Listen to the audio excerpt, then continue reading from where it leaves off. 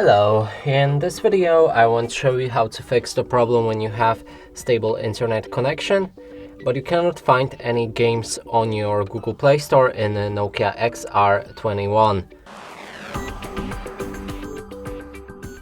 And to do this, first let's launch our Google Play Store, and right here we're gonna look for some games like Call of Duty. And there's actually icon for the game, but when we click on it, nothing happens. And to fix this, we'll need to go back, click on your profile picture and head on to the settings.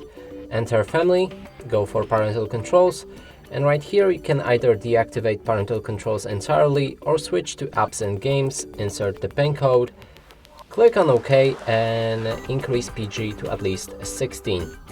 Make sure to save the settings afterwards, and now we can go back.